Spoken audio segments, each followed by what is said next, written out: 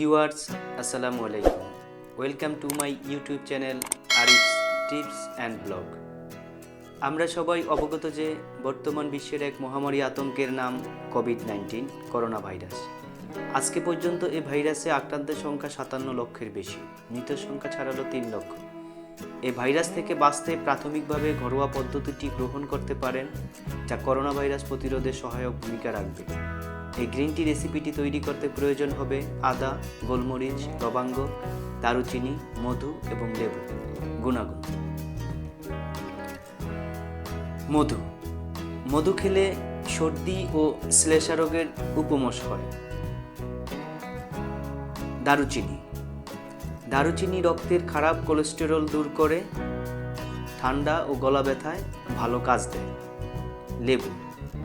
লেবুতে রয়েছে vitamin C, যা শরীরে রোগ প্রতিরোধ ক্ষমতা প্রচুর পরিমাণে বৃদ্ধি করে। গ্রিন টিতে রয়েছে প্রচুর অ্যান্টিঅক্সিডেন্ট, যা শরীর চাঙ্গা রাখে, রোগ প্রতিরোধ ক্ষমতা বাড়ায়। লবঙ্গ রোগ প্রতিরোধ ক্ষমতা বৃদ্ধি করে, শরীরের টক্সিন দূর করে, জীবাণু মেরে ফেলতে সাহায্য করে। আদায় রয়েছে উচ্চমাত্রায় অ্যান্টিঅক্সিডেন্ট, যা শরীরের রোগ প্রতিরোধ ক্ষমতা বাড়াতে সাহায্য করে। গোলমরিচ কফ ও ঠান্ডাজনিত সমস্যা দূর করে। তো বন্ধুরা, সবাই আমার সাথেই থাকুন আর দেখুন আমি কিভাবে খুব সহজে গ্রিন টি রেসিপিটি তৈরি করি।